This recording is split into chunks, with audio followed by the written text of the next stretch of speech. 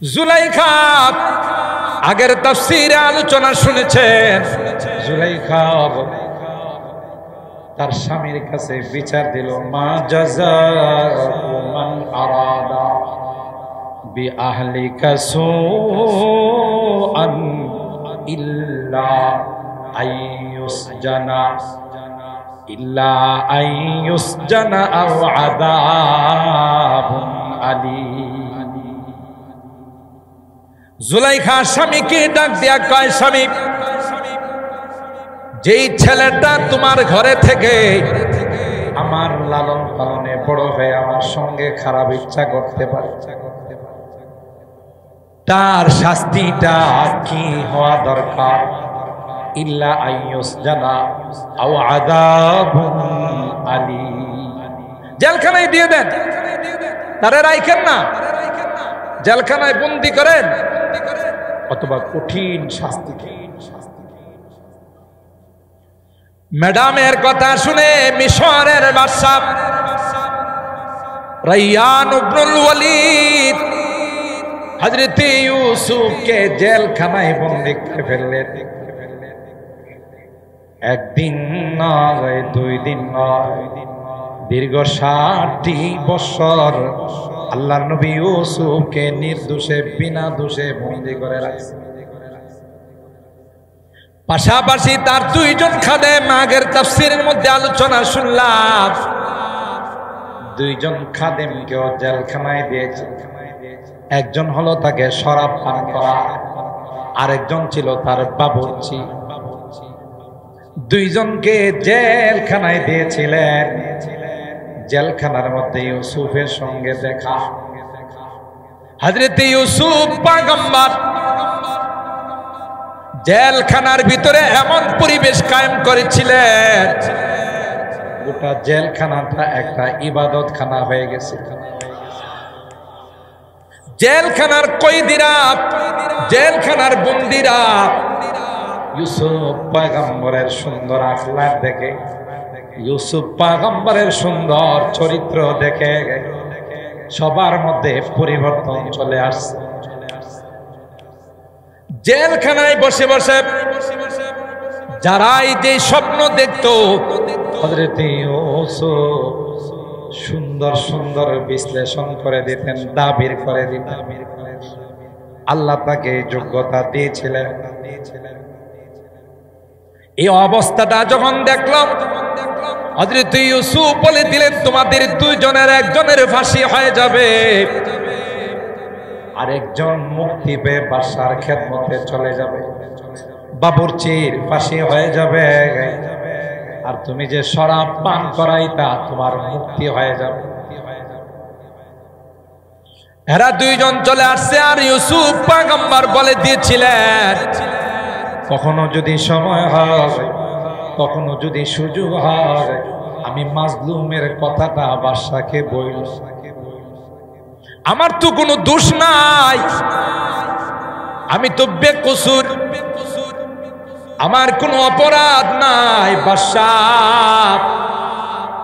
অন্যায় ভাবে আমাকে জেলখানায় বন্দী করছে। তোমাদের যদি মনে হয়, কখনো যদি মনে থাকে রে,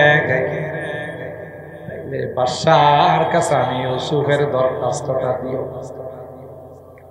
এরা জেলখানার থেকে আসছে, একজনের ফাঁসি হয়ে গেল, আরেকজন তো বাদশার খেদমতে আছে। যেহেতু ভুলে গেছে, আল্লাহ পাকের ইচ্ছা হলো একটা ঘটনা ঘটাবো, যে ঘটনার মাধ্যমে আমার ইউসুফকে জেলখানা থেকে বাইর করবে। হঠাৎ করে রায়্যান ইবনুল ওয়ালিদ মিশরের বাদশার স্বপ্ন দেখে, আজীব স্বপ্ন, আশ্চর্য স্বপ্ন। সমুদ্রের থেকে 60টা গাভী সমুদ্র থেকে বের হয়ে আসছে। যে 7টা গাভী ছিল বড় দুর্বল, জীর্ণ শীর্ণ, আইসা দেরি করে না ওই সবল 7টা গাভীকে খেয়ে ফেলছে।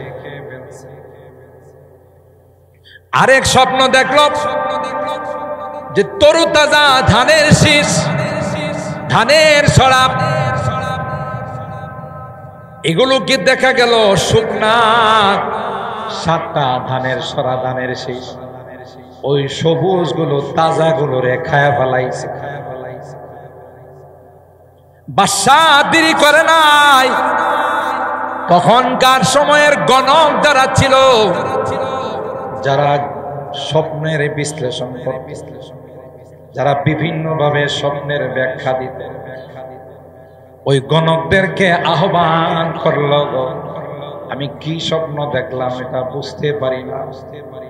وقال الملك إني أرى 7 بقرات সিমান, মোটা, সিমান মানে হলো মোটা, ইয়াকুলুহুন্না 7 ইজাব, দুর্বল একেবারে জীর্ণ শীর্ণ 7টা গাভী আইসা এক লোকমায় খায় ফেলাইছে। আল্লাহ পাক বলেন, আমার ইউসুফকে বের করার জন্য রাইয়ান ইবনুল ওয়ালিদকে আমি স্বপ্ন দেখাইলাম। যখন আলোচনা হচ্ছিল স্বপ্নের বিশ্লেষণ করার জন্য, তাবির করার জন্য, উপস্থিত ওজির নাজির যারা ছিল, মন্ত্রী মিনিস্টার যারা ছিল, সবাই বলল এটা কোনো স্বপ্ন নয়, এমনি বাদশার চাকর যে বাদশাকে শরাব পান করাই। وقال الذي نجا منهما وادكر بعد أمة أنا أنبئكم بتأويله فأرسلون। ওই হঠাৎ করে দাঁড়ায় বলল, বাদশাহ বহুদিন পরে আমার একটা কথা মনে পড়ছে। সুবহানাল্লাহ বলে, এ বাদশাহ, পয়গম্বর ইউসুফকে আপনি জেলখানায় ঢুকাইছেন। পয়গম্বর ইউসুফের সঙ্গে জেলখানায় আমরা ছিলাম। এত সুন্দর, এত সত্যবাদী, এত বড় আল্লাহওয়ালা, এত বড় নেককার দিনদার জীবনে কোনোদিন দেখি নাই। যার আচরণে, যার আখলাক আর চরিত্রে গোটা জেলখানার মানুষগুলো দিনদার হয়ে গেল। এই জন্য আল্লাহ কোরআনে কয়, ইয়া আইয়ুহাল্লাযীনা আমানুত্তাকুল্লাহ ওয়া কুনু মা'আস সাদিকিন। जब हुस्न था उनका जलवानुमा, अनवार का आलम क्या होगा, हर कोई फिदा है बिन देखे, दीदार का आलम क्या होगा। जिस वक्त में थे खिदमत में उनकी, अबू बकर उमर उस्मान अली। जिस वक्त में थे खिदमत में उनकी, अबू बकर उमर उस्मान अली। उस वक्त रसूल अकरम की, उस वक्त रसूल अकरम की, दरबार का आलम क्या होगा।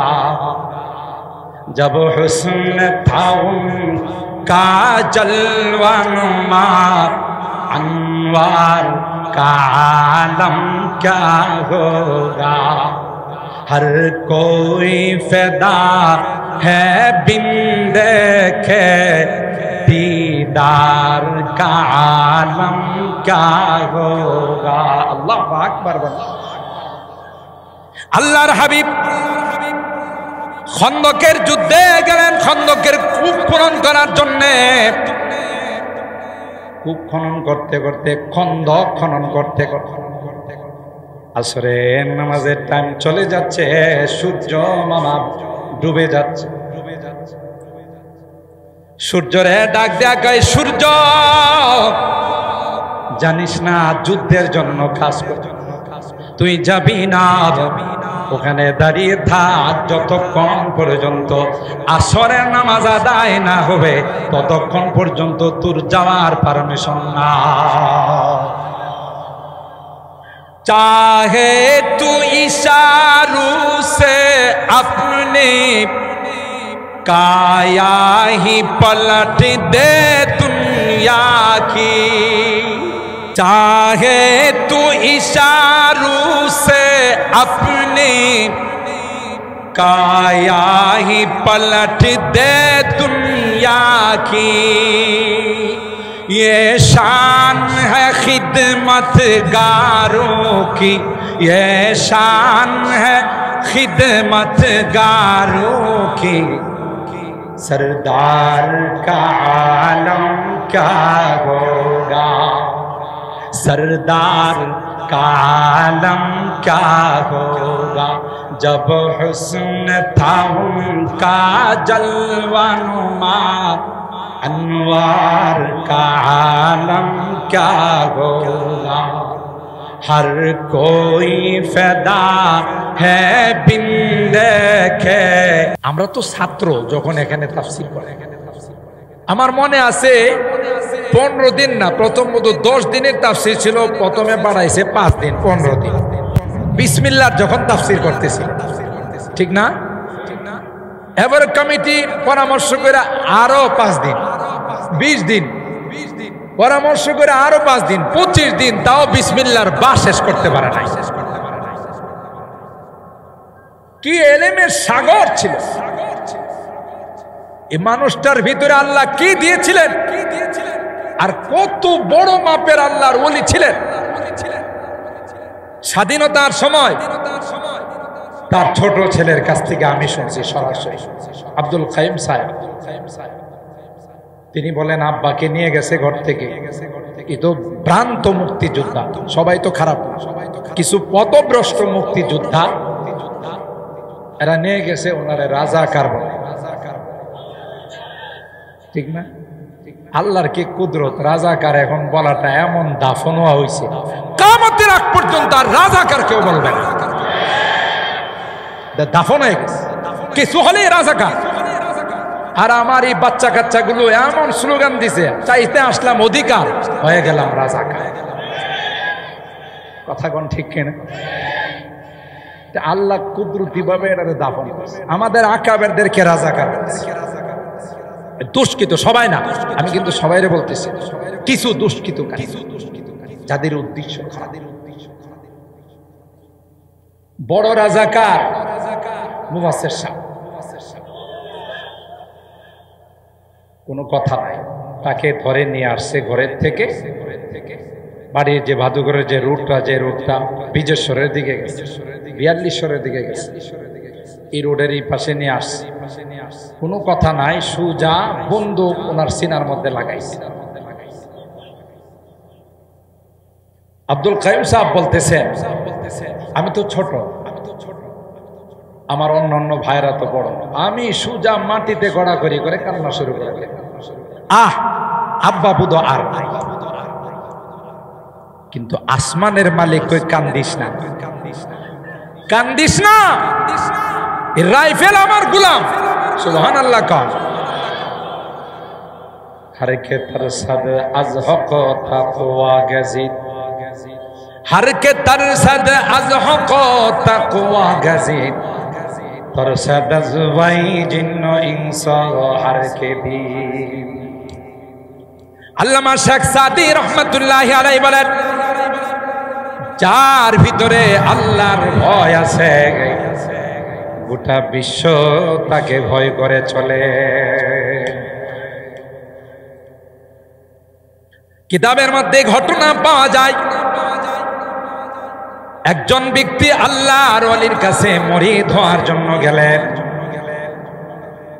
কিন্তু ম্যাডাম যে ছিল তার বউটা বড় দারগাছ। যারা বড় বড় আল্লাহর ওলি হয় দেখা যায় তাদের ম্যাডাম গুলো একটু দারগা টাইপের, দাজ্জাল টাইপের কথা কন। যখন বাড়িতে গিয়ে জিজ্ঞাসা করলেন, পীর সাহেব হুজুর কোথায়? ভিতর থেকে স্ত্রী ডাক দিয়া কয়, কি জন্য আসলা, কোন জায়গা থেকে আসছি? অনেক দূর থেকে আসছি গো, তার কাছে একটু মুড়ি ধোয়ার জন্য। ভিতর থেকে তার স্ত্রী কয়, তুই একটা ভণ্ড আর একটা ভণ্ডের কাছে আইসস, ওইটা বড় ভণ্ড, তুই হলো ছোট ভণ্ড। যা মুখে দিয়ে আসে বিরতিহীন, অনর্গল, মুখে যা আসে তাই। এই বেটা এই ওয়াজ শুই না, বউয়ের ওয়াজ শুই না, ম্যাডামের ভাষণ শুই না, আস্তে করে না মরি দেওয়া যাবে। যার বউ এত খারাপ তার কাছে মরি দেওয়া যাবে না। চলে যাচ্ছে এলাকার লোকজন, অপরিচিত লোক দেখা, একটা গ্রামে যদি অপরিচিত লোক ঢুকে স্বাভাবিকভাবে জিজ্ঞাসা করে না, ভাই আপনার একটু অচেনা অচেনা লাগে, আপনি কোত্থেকে আইছেন, কথা বলেন ঠিক কেন? তো দুই একজন জিজ্ঞাসা করছে, সাহেব আপনারা তো মনে হয় যে অপরিচিত, আপনি তো আমাদের এলাকার না, কোন জায়গা থেকে আসছে? অনেক দূরের থেকে আসছে। কিল্লে গিয়ে আসছে, ওই যে নাম বলছে, ওনার কাছে একটু মুড়ি ধোয়ার জন্য আসছে। তো মুড়ি ধরবেন না? কর না, যে ওয়াজ শুনছি ওনার ঘরের থেকে, যে ভাষণ শুনছি, বাদাম শুনছি তার বউয়ে, আর মুড়ি ধোয়ার শখ নাই। একজন মুরব্বী বললেন, বই কি কইছে না না কইছে, আসছে নিজেই তো কষ্ট করে অন্তত পক্ষে দেখাটা কইরা যান। কহ আপনি কথাটা খারাপ কর নাই, আইসি জি তো একটু দেখাটা কই রে, বৈশা রইছে। উনি জঙ্গলে গেছে কাটান, কিছুক্ষণ পর দেখে সিংহ মামা জঙ্গলের যিনি রাজা, সিংহের উপরে বৈশা আইতেছে, আরো আসতে সুবহানাল্লাহ কয়। লাকড়ির বোঝা তার পিঠের মধ্যে বাঁধছে, আর এইটারে চালানোর জন্য হাতে যে লাঠিটা, এটা হলো আজদা সাপ। সুবহানাল্লাহ কইবেন না? উনি বসা সিংহের উপর, বাঘের উপর, লইছে লাকড়ির বোঝা, লয়া এটারে বাইরিয়ে বাইরিয়ে আনতেছে বাড়ির দিকে, বাইরিতেছে কি দিয়া? বিষাক্ত। ওই বেটা এই দৃশ্য দেখা কিরে, এটা মানুষ না অন্য কিছু? সুবহানাল্লাহ বলে অবাক। যে বাঘ দেখলে, সিংহ দেখলে মানুষ পলায়, আর হেডারে বানাইছে বাহন। আর যেই সাপ একবার ধ্বংসন করলে শেষ, সাপ রে বানাইছে সাবু, লাঠি বাজন বাজন বানাইছে। অবাক। কই হুজুর, বাঘ দেখলে মানুষ ভয় পায়, আপনি এটা দিয়ে লাকড়ি নিয়েছেন উপরে বৈশা, আর এই পানক সাপ, কোবরা সাপ, এটারে আপনি বানাইছেন ভাজো লাডি। বুঝলাম না, তাতে অবাক হওয়ার কি আছে? তুমিও যদি আল্লাহরে ভয় করো, সবগুলো তোমারে ভয় করো। হুজুর আপনি এত বড় মাপের ওলি, আমার আর বুঝতে বাকি নাই, সব তো দেখেই ফেলাইছি। ম্যাডামটা যে দারগা মার্কা, কথা বলেন, আপনার ম্যাডাম তো একটা দারুগা, একটা দাজ্জাল। মা বোনরা আবার রাগ করেন যে হুজুর আপনি রোয়াজ এত ভালো ভাই, আমাদেরকে আজকে দারগা হয়ে গেছেন। সবাই না, যারা মা তাফসির মাহফিল আসে এরা দারগা হয় না। যেটি তাফসির মাহফিল বালাবানা বয়া বয়া ওদের টিভির সামনে গান শুনে এটি দারগা হয়, নাটক দেখে এগুলো দারগা হয়। কথা বলেন ঠিক কিনা? যেই মা বোনরা তাফসির মাহফিল আসে ওরা দারগা হয় না, এরা আল্লাহ ওয়ালি হয়, এরা খাদিজাতুল কুবরার মতো মানুষ হয়, এরা হাফেদা জাহেদা সালেহা নেককার দিনদার, এরা হলেন আল্লাহর ওলি। যখনই আল্লাহর কাছে কিছু চায়, আল্লাহ তাদের চাওয়া পূরণ করেই চায়। হযরত গহরপুরী রহমাতুল্লাহ আলাইহি। আমি শুরুতে একটু কথাটা আপনাদের বোঝার জন্য বলতেছি। নুরউদ্দিন গহরপুরী রহমাতুল্লাহ আরেকজন আল্লাহর ওলি ছিলেন। আমি যখন রাজশাহী পুরসা মাদ্রাসায় পড়াই, আমার জীবনের ফার্স্ট মাদ্রাসার প্রিন্সিপাল সাহেব আমাকে সিলেট পাঠাইছে ওনার দাওয়াত দেওয়ার জন্য। আমি ওনার বাড়িতে গেছি পরে বাড়ি থেকে পিলিডি করে খানা টানা নিয়ে এসে বাংলা ঘরে কাচারি ঘরে আমার খানা দিয়েছে। বললাম যে হুজুর আমি তো অনেক দূরের থেকে আর তখন ওখান থেকে আসতে 3-4 দিন সময় লাগে, যমুনা টমনা কিচ্ছু ছিল না, সে তুমি তো কিচ্ছু ছিল।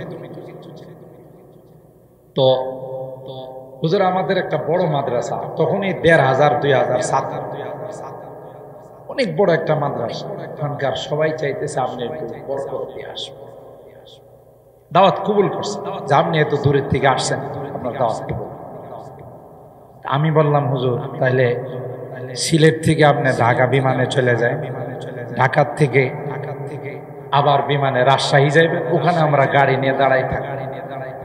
হুজুর কিছু টাকা দেওয়া যায় আমার প্রিন্সিপাল সব টাকা। টাকা কিসে?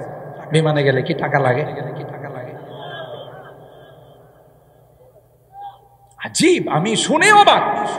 হুজুর টাকা ছাড়া নেবে? ভাই আপনি যান, আপনার সময় মতো আমি পৌঁছলেই তুইছি। আল্লাহু আকবার বলেন। টাকা টুকা রাখে নাই, ঠিক টাইম মতো এয়ারপোর্টে উপস্থিত। আমি বুঝতেই পারলাম কিভাবে আসে। আরো কি কারামতে আমার সামনে প্রকাশ পাইছে, তখন কি আন্দোলন চলতেছিল, গোটা রাস্তা ঘাট আন্দোলনে মিছিলে মিছিলে মুখরিত, হরতাল, কোনো গাড়ি ঘোড়া চলে না। তখনকার সময়ে প্রিমিয় গাড়ি, প্রিন্সিপাল সাহেবের অনেক দামি গাড়ি, তখনই উনি 15 লাখ টাকা দিয়ে গাড়িটা নিয়েছিলেন। ড্রাইভারে কইতেছে হুজুর লাঠি সুটা দিয়ে পিটায় আমার গাড়ি ভেঙে ফেলে। তখন উনি বলতেছেন সামনের সিটে বসে, কেডা ভাঙবো, খেড়া ভাঙবো, এভাবে বলছে। হুজুর মিছিল কাটবে। এরপরে ওর ড্রাইভারের সিনার মধ্যে হাত দেখো, তুমি যাও, কেউ এটাতে হাত দিবে না, এই গাড়িতে কেউ হাত দিবে না। আমি ড্রাইভারের কইছি তুমি কথা কও না, তুমি ওনারে চিনো না। রাজশাহী থেকে গাড়ি ছাড়া আর কিছুক্ষণ পরে আরে বাবা রে বাবা মিছিল কারে। আমিও মনে মনে দোয়া করতেছি, আর আমি জানি যে বুজুর্গ বসা আছে কিছু হবে। তখন মিছিল আইসা, গাড়ির সামনে কোনো গাড়ি নাই, রাস্তায় একটাই গাড়ি। মিছিলের যে নেতা, এই নেতা আইসা সামনের ছেলে হুজুরের সাথে মুসাফা। কই হুজুর কেমন আছেন? উনি সিলেটের মানুষ, জীবনে কি উত্তরবঙ্গে গেছে। কই হুজুর কেমন আছেন, আপনার শরীরটা কেমন? আলহামদুলিল্লাহ ভালো আছে। কই যাবেন হুজুর? পুরসা। ও হুজুর নেন আমার কার্ডটা নেন। রাস্তাতে যদি কেউ আপনার গাড়ি আটকায় তাহলে আমার কার্ডটা দেখায়। আর হুজুর আমাদের কেউ কিছু করবে না, সবাই বলছে এই সাইড দে, হুজুরের গাড়িটা ছেড়ে দে। গোটা রাস্তায় আর কেউ এই গাড়ি আটকায়, অথচ একটা গাড়িও চলে। আল্লাহর ওলিদের সাথে দুশ্মনী করতে নাই। আল্লাহর ওলি যারা হয়, নায়েবে রাসূল যারা হয়, ওয়ারাসাতুল আম্বিয়া যারা হয়, তাদের সাথে যারাই দুশ্মনী করে তাদের পরিণতি অত্যন্ত ভয়াবহ হয়। 15 বছরের ক্ষমতা 15 দিনে শেষ হয়। মোহতারাম হাজির, হযরত বড় হুজুর রাহমাতুল্লাহি আলাইহি যখন রাইফেল ওনার সিনার মধ্যে লাগায়া পিছন দিয়া টান দেয় না, গুলি বাইর করবার লাই,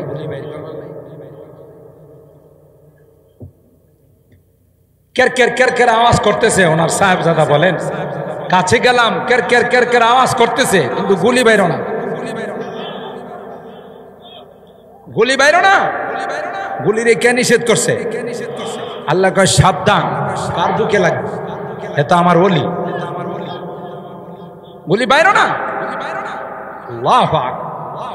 আরে এই লোকটা আমি তো ছোট কাল থেকে দেখছি, আর ওনার দোয়া এটা এখন সারা বাংলাদেশে চলে। আপনারা হয়তো বিশ্বাস করবেন না, প্রতিদিন শুধু আমার মাহফিলের জন্য 200 থেকে 250 ফোন আসে প্রতিদিন, সারা দেশ থেকে। তা আমি কেনা আমার কি যোগ্যতা আছে? এত ফোন, বড় বড় মাদ্রাসা থেকে, বড় বড় ইসলামী মহাসম্মেলন থেকে। তার একটু দোয়ায়ে আজকে আমার এখানে বসার মতো সুযোগ আছে। কি পরিমাণ আল্লাহর ওলি ছিলেন, কি পরিমাণ বুজুর্গ ছিল। গোটা দেশের মানুষ বাবরি মসজিদের সময় ব্রাহ্মণবাড়িয়া, গোটা ব্রাহ্মণবাড়িয়ার মানুষ, ব্রাহ্মণবাড়িয়া ছায়া গেছে, কালো হয়ে গেছে। মন্দির ভাঙবে, হিন্দুদের দোকানপাট ভাঙবে। প্রশাসক যারা ছিলেন, প্রশাসনের কর্মকর্তারা সবাই চলে গেছে বড় হুজুরের কাছে, জামিয়াত। বড় হুজুর কয়, আমার কাছে আমি বুড়া মানুষ, লড়তে চড়তে পারি না, আমার কাছে কি লেগে আইছে? কয় হুজুর, এই জনসমুদ্র আমরা থামানোর মতো ক্ষমতা রাখি না। জনসমুদ্র থামানোর ক্ষমতা আমাদের নাই। আপনি শুধু আমাদের গাড়ির সামনের সিঁড়ি বৈশা সবাই একটু ইশারা দিয়ে দেন, আর কিচ্ছু বলা লাগবে না যে তোমরা যাও গা। অস্ত্র শস্ত্র নিয়ে মানুষ, যে কারণে আজকে সারা বাংলাদেশ বলে যে এই বাংলাদেশে যখন ইসলামের পতাকা উত্তোলিত হবে, ব্রাহ্মণবাড়িয়া শহর থেকে উত্তোলিত হবে। যারা বুক ফুলায় বলে সাদিদ আর মুবারক হইতো, এরা কই আজকে কথা কয় না। আরে তুমি চিনো সাজিদুর রহমান সাহেবকে তুমি চিনো, আল্লামা মুফতি মুবারকুল্লাহ সাহেবকে তুমি চিনো। কার সাথে বেয়াদবি করছে? কথা বলেন ঠিক কিনা?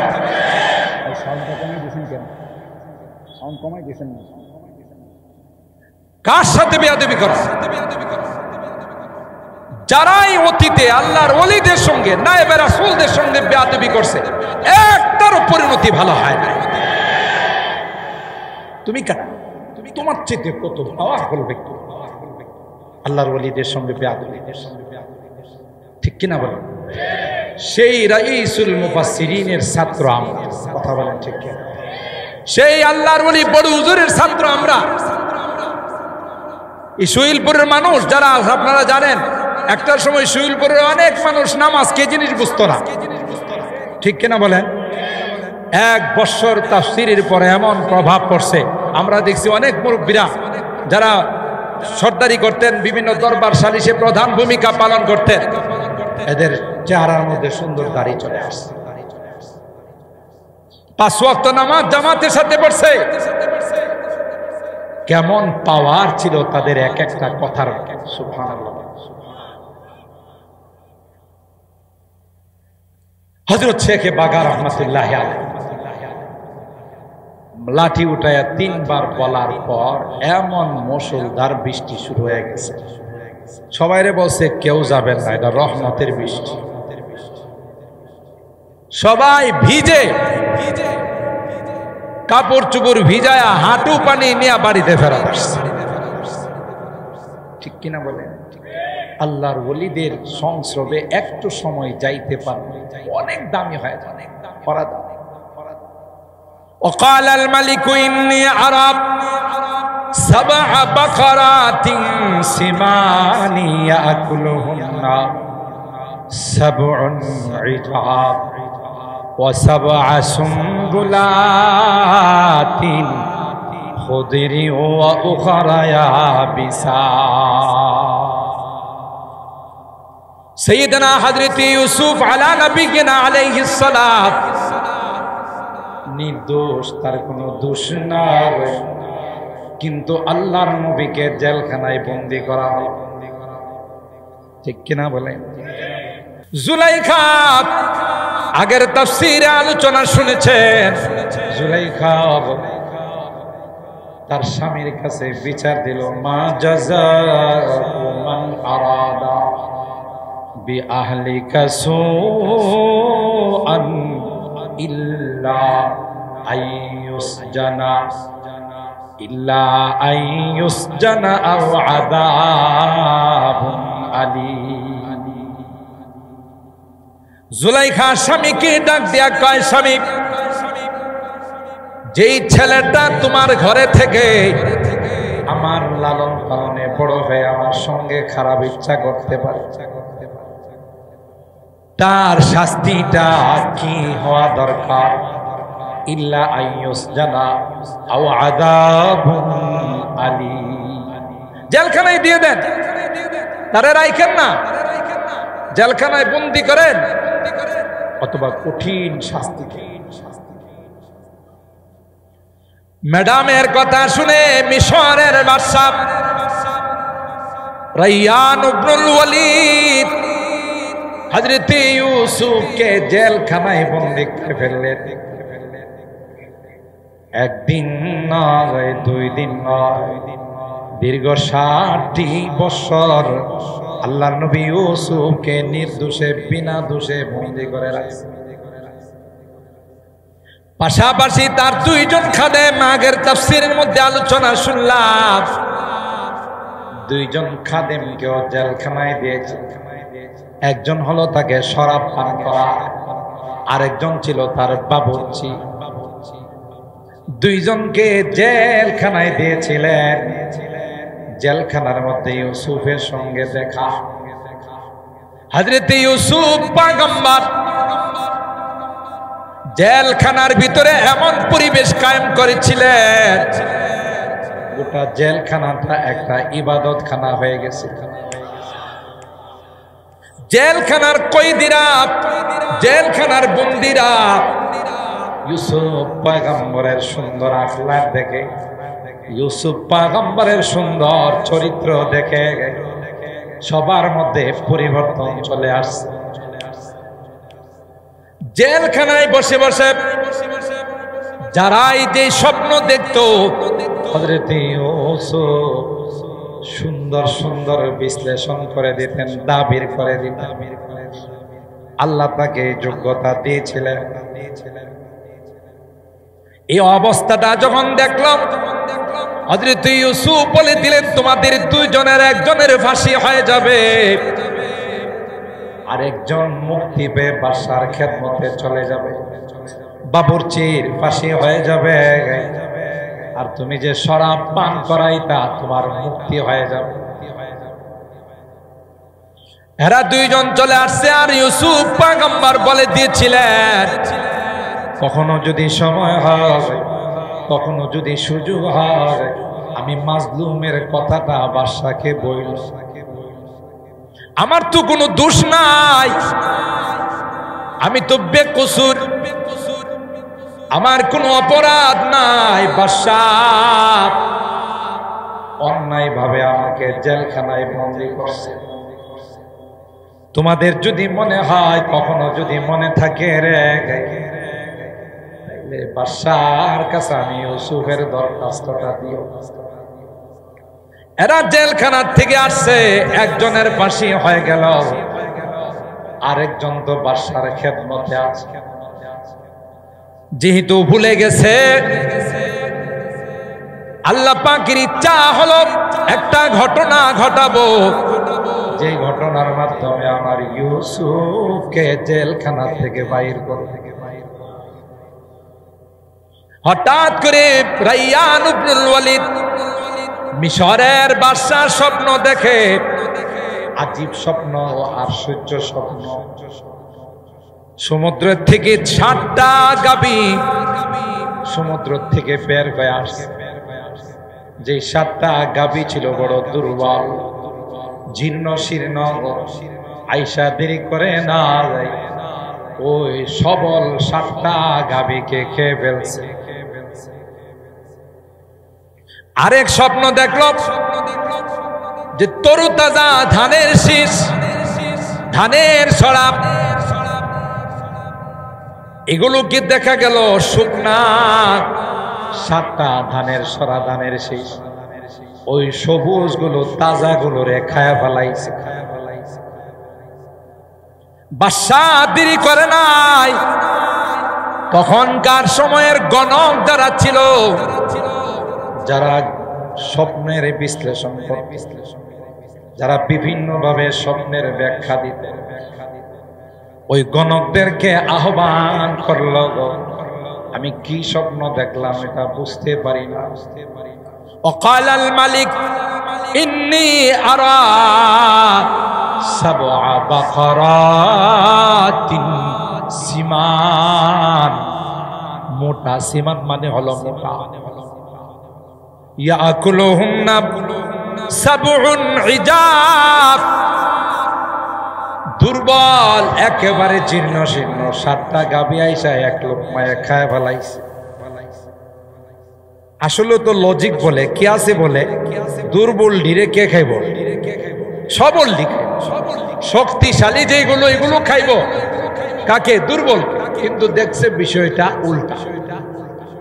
কোরআনে আল্লাহ বলতেছেন ইজাব মানে লাগে দুর্বল, কমজোর, ছিন্ন ছিন্ন। আবার দেখছে যে 7টা ধানের শীষ, ধানের ছড়া যেগুলো জমিনের মধ্যে সবুজ হয়ে তরতাজা হয়ে আছে, শুকনা ধানের শীষ 7টা, এই 7টা এসে খায়। ও সাবা সুম্বুলাতিন, এবং সুম্বুলাত বলা হয় খুদর সবুজ, ওয়া উখরা ইয়াবিসা, আর কিছু হলো শুকনা, শুকনাটি সবুজ যদি খায়। গণকদের গেড়াইকা বললেন ইয়া আইয়ুহাল মালাউ আফতুনি ফি রুইয়া ইন কুনতুম লিররুইয়া তা'বুরুন। দেখি কার কি বিদ্যা আছে। আমারই আশ্চর্য স্বপ্নের বিশ্লেষণ কে করছে। আমি এর আগেও বলছি, ওইটা আপনাদের মনে নাই, স্বপ্ন এমন একটা সেন্সিটিভ জিনিস, এমন একটা জটিল বিষয়। স্বপ্ন যদি যতই আশ্চর্য দেখেন, সাধারণ মানুষের কাছে কয়েন, যারা আল্লাহওয়ালা বুজুর্গ উলামায়ে কেরাম, এদের কাছে বললেন স্বপ্নের আসল বিশ্লেষণ করুন। আর যাত্রার কাছে কইবেন উল্টা পাল্লা বিশ্লেষণ করব, আপনার স্বপ্ন উল্টা পাল্লা হয়ে যাবে। আগে বোধ বলছিলাম, তারপর মনে রাখার জন্য বলবো।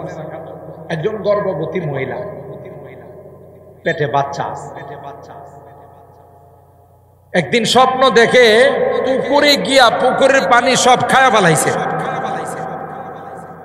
একটা মানুষ যদি পুকুরের পানি সব খায়া ফেলায়, এটা আশ্চর্যের বিষয়। আর মহিলাদের তো হজম শক্তি বেশি আছে, হ্যাঁ। আবার মা বোনরা রাগ করবে না তো, এটা আমার কথা না, আল্লাহর নবীর কথা। এরা হজম করতে পারে, কিছুই রাগ হয়ে যায়। একজনের কথা আরেকজনের কাছে না বললে সারা রাত ঘুমায়।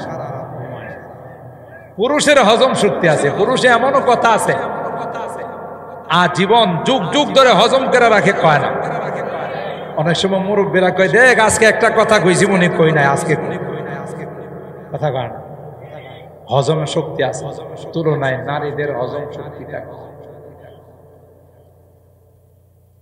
তো ইনি তার আশপাশের ভাবি যারা আছে, প্রতিবেশী যারা আছে, এদের কয়ে বলাইছে, হায় আল্লাহ, আমি কি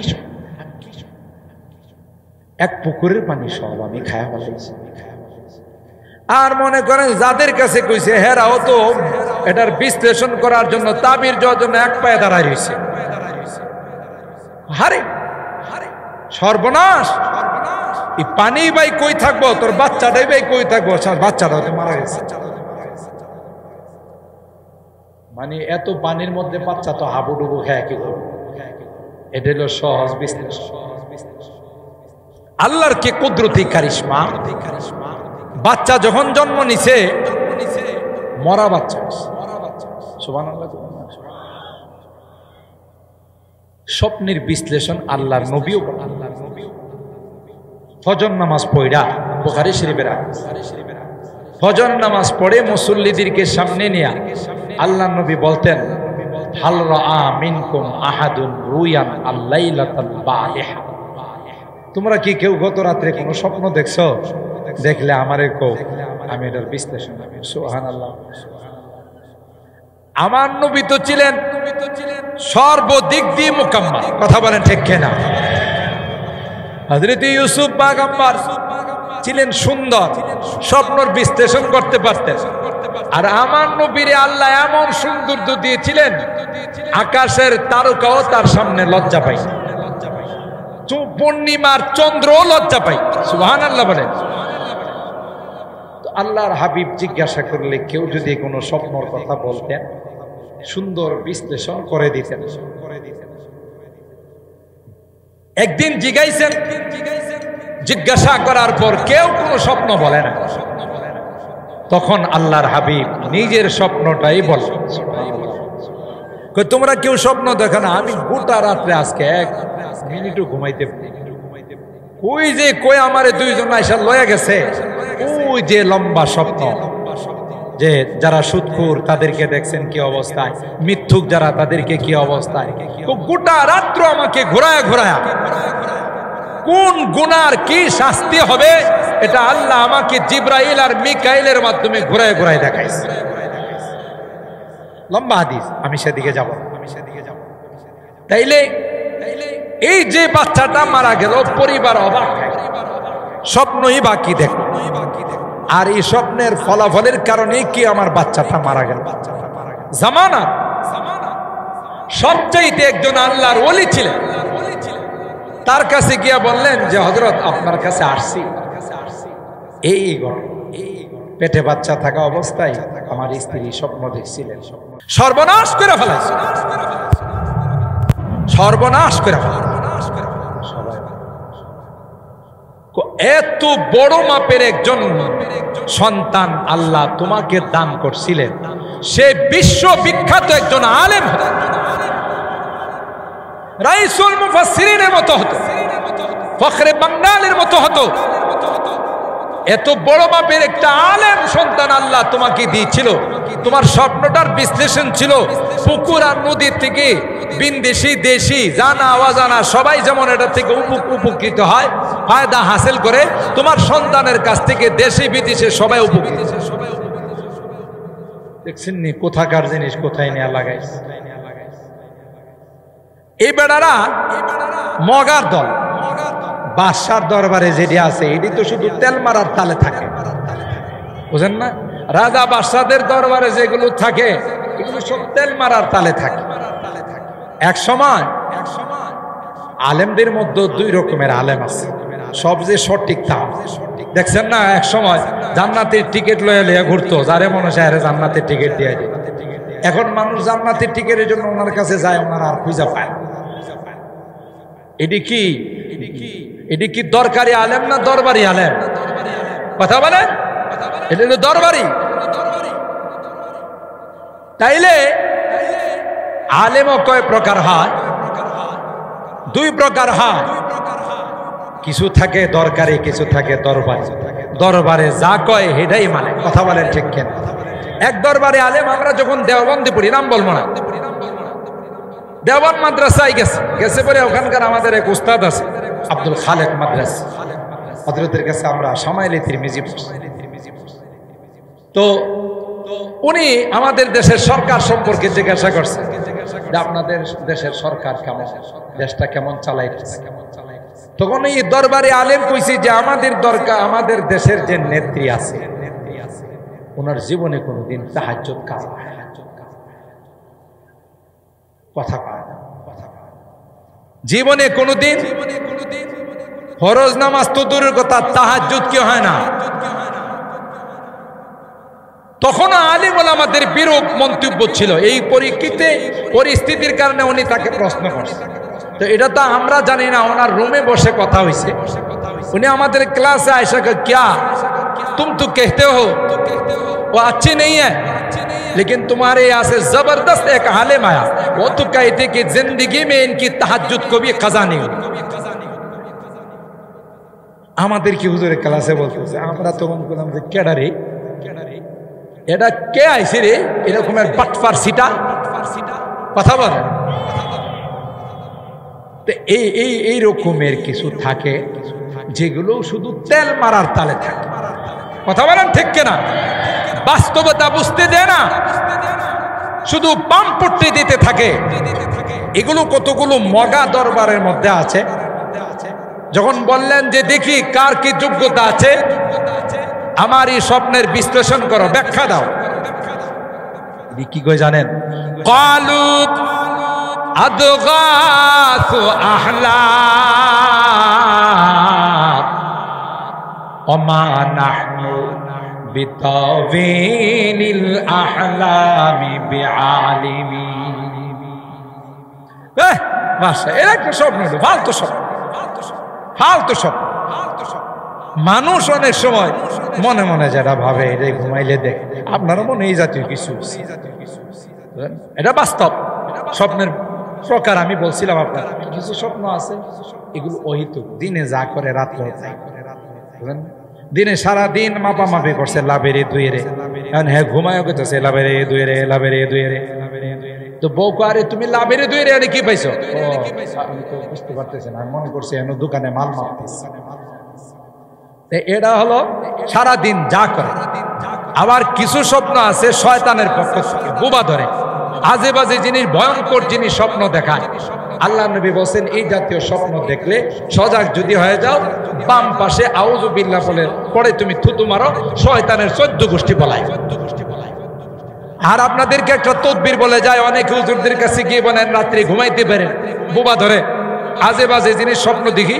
আল্লাহর কসম, ইয়াকিন আর বিশ্বাস নিয়ে 4 কুল, কুল ইয়া আইয়ুহাল কাফিরুন, কুল হুয়াল্লাহু আহাদ, কুল আউযু বিরাব্বিল ফালাক, কুল আউযু বিরাব্বিন নাস। মা বোনরা হন আর পুরুষ হন সবার জন্য আল্লাহর নবীর দেওয়া তাদবির। সুবহানাল্লাহ বলেন। এই 4 কুল পড়ে এই 2 হাতে দম করে আপনার সারা শরীরের মধ্যে এইভাবে মুছবেন, শোয়ার জায়গাটাতে মুছবেন। শয়তানের বাপ দাদারও ক্ষমতা নেই আপনার আসবে না। এটা আপনি আমল করেন, রাত্রের বেলা ঘুমাইতে দেন, আজে বাজে স্বপ্ন দেখায় আপনার ঘুমটা নষ্ট করে। আপনার কোরআনের এই আমলটা করেন, ইনশাআল্লাহ শান্তি মতো ঘুম হবে, কোনোদিন শয়তান আপনার কাছে আসবে না। মুহতারাম হাজির, এরা জানে না শুনে না, এরা কয় আদগাসু আহলাম। আপনার এই স্বপ্ন একটা ফালতু স্বপ্ন, কোনো কামের স্বপ্ন না। আর আমরা করি তো ভালো স্বপ্নের বিশ্লেষণ করি, আপনার এই ফালতু স্বপ্নের বিশ্লেষণ জানে না এমনি, আবার একদিকে বড়গিরি দেখায়। কথা বলেন ঠিক না? ওমা নাহনু বিতাবিলিল আহলামি বিআলিম। এই যখন দরবারে স্বপ্ন নিয়ে আলোচনা হইতেছে, ওই যে 7 বছর আগে একজন কইছিল মনে আছে, আসলে বাদশাকে আল্লাহ এই স্বপ্ন দেখাইছে মাজলুম হয়ে, নির্যাতিত হয়ে, নিপীড়িত হয়ে ইউসুফ জেলখানায় বসতেছে, তাকে বের করার একটা ব্যবস্থা আল্লাহ করে দিয়েছে।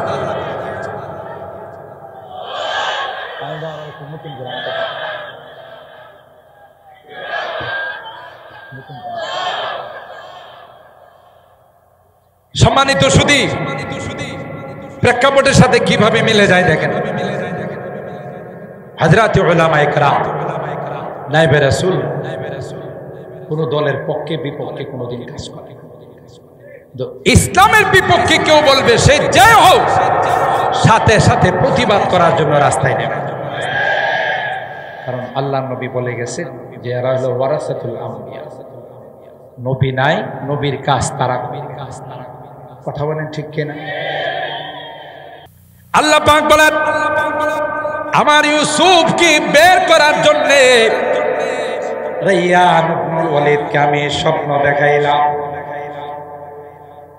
যখন আলোচনা হচ্ছিল স্বপ্নের বিশ্লেষণ করার জন্য, তাবির করার জন্য, উপস্থিত ওজির নাজির যারা ছিল, মন্ত্রী মিনিস্টার যারা ছিল, সবাই বলল এটা কোনো স্বপ্ন নয়, এমনি বাদশার চাকর যে বাদশাকে শরাব পান করাই। وقال الذي نجا منهما وادكر بعد أمة أنا أنبئكم بتأويله فأرسلون। ওই হঠাৎ করে দাঁড়ায় বলল, বাদশাহ বহুদিন পরে আমার একটা কথা মনে পড়ছে। সুবহানাল্লাহ বলে,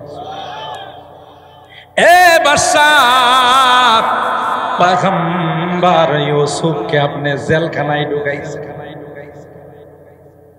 পয়গম্বর ইউসুফের সঙ্গে জেলখানায় আমরা ছিলাম। এত সুন্দর, এত সত্যবাদী, এত বড় আল্লাহওয়ালা, এত বড় নেককার দিনদার জীবনে কোনোদিন দেখি নাই। যার আচরণে, যার আখলাক আর চরিত্রে গোটা জেলখানার মানুষগুলো দিনদার হয়ে গেল। এই জন্য আল্লাহ কোরআনে কয়, ইয়া আইয়ুহাল্লাযীনা আমানুত্তাকুল্লাহ ওয়া কুনু মা'আস-সাদিকিন। পয়গম্বররা এরকম হয়, পয়গম্বরদের আখলাক চরিত্র এত সুন্দর হয়, তাদের কাছে যারা যায় আরো স্বর্ণের হয়। কথা বলেন ঠিক কি? जब हुस्न था उनका जलवानुमा अनवार का आलम क्या होगा। আল্লাহর নবী আপনার নজর যেদিকে পড়ছে সেদিকেই সব আলোকিত হয়ে গেছে। যুগ যুগ ধরে যারা মূর্তি আর দেবতার পূজা করত, এক আল্লাহকে বাদ দিয়ে 360টা মূর্তির পূজা করত, আপনি একবার দৃষ্টি দিছেন সবগুলো স্বর্ণের মতো হয়ে গেছে। जब हुस्न था उनका जलवानुमा अनवार का आलम क्या होगा। हर कोई फैदा है बिन देखे दीदार का आलम क्या होगा। না দেখে, আপনাকে দেখে নাই। কোটি কোটি মানুষ যদি কোনো কমবখতার বদনসিব আপনাকে গালি দেয়, আপনার নাম নিয়ে কটাক্ষ করে, সব কিছু ফেলে দিয়ে রাস্তায় নেমে যায়। হর কোই ফায়দা হ্যায় বিন দেখে दीदार का आलम क्या होगा। যারা দেখছে তাদের অবস্থাটা কি? जिस वक्त में थे खिदमत में उनकी बू बकर उमर उस्मान आली। आहा, যে সময় আপনার খেদমত করতো খলিফাতুল মুসলিমিন হযরত আবু বকর, যার মর্যাদা আপনার পড়ি, সুবহানাল্লাহ বলেন। যে সময় আপনার খেদমত করত ফারুক আজম, যিনি আশিদ্দা ওয়া আলাল কুফার রুহামা ওয়া বাইনাহুম, অর্ধ জাহানের বাদশা ছিলেন, যার নাম শুনলে অন্যান্য রাষ্ট্রের বাদশারা থরথর করে কাঁপত। কথা বলে ঠিক কেন? जिस वक्त में थे खिदमत में उनकी बू बकर उमर उस्मान आली, उस वक्त रसूल अकरम की, उस वक्त रसूल अकरम की दरबार का आलम क्या होगा। जब हुस्न था उनका जलवानुमा अनवार का आलम क्या होगा। हर कोई फिदा है बिन देखे दीदार का आलम क्या होगा। अल्लाह আকবার বলেন। আল্লাহর হাবিব খন্দকের যুদ্ধে গেলেন, খন্দকের কূপ খনন করার জন্য। কূপ খনন করতে করতে, খন্দক খনন করতে করতে আসরের নামাজের টাইম চলে যাচ্ছে, সূর্য মামা ডুবে যাচ্ছে। সূর্যরে ডাক দেয়া কয়, সূর্য জানিস না যুদ্ধের জন্য কাজ করতে, তুই যাবি না, ওখানে দাঁড়িয়ে থাক যতক্ষণ পর্যন্ত আসরের নামাজ আদায় না হবে, ততক্ষণ পর্যন্ত তোর যাওয়ার পারমিশন না।